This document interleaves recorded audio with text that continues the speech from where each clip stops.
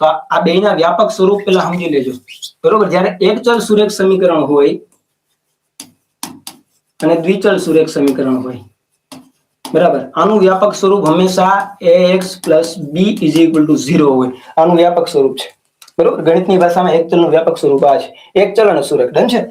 અને દ્વિચલનું ax + by + c = 0. આઈકણ બે ચલ આવે, x અને y બે આવે, આઈકણ એક જ ચલ આવે. જો આપણે આનું શૂન્ય અથવા તો બીજ બરોબર છે કે પછી ઉકેલ બરોબર ત્રણે ત્રણ, કારણ કે આઈકણ x કોઈ પણ કિંમત ધારણ કરે તો આઈકણ x = b આ સાઈડ આવે તો માઈનસ થઈ જાય, આના છેદમાં a.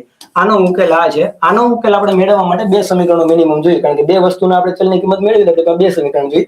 અહીં આપણી પાસે એક જ સમીકરણ છે બરાબર, પણ આનું શૂન્ય છે ને -b/a મળે. ખાસ કાળજી લેજો. હવે સમીકરણનો ઉકેલ કોને કહેવાય? તો કે કોઈ પણ સમીકરણની અંદર ચલની આપણે કોઈ એવી કિંમત મૂકીએ બરોબર કે જે બરોબર બરાબરની બંને સાઈડનું આખું જે ઇક્વેશન હોય છે ને બરાબર, આના પરિણામો સંતોષે ને આને આપણે સમીકરણનો ઉકેલ કહીએ બરોબર. દાખલા તરીકે હું અહીં 2x + 3 = 5 હતા, 3 ને આ સાઈડ લઈ લઈએ તો શું થાય? તો કે 5 - 3 થાય એટલે 2 મળશે. તો 2x બરાબર આ 5 - 3, 2x બરાબર કંટાળતા નહીં ઉભા આવડું આ 2/2 બરાબર 1 થાય. આવડું છે x નો બરોબર. આ આપણા સમીકરણનો ઉકેલ છે. આ હું x ની જગ્યાએ એકડો મૂકું તો આ 5 જ થાય. 2 + 1 = 2 + 3 = 5 ડન છે. આ આની થિયરીની વાત હતી.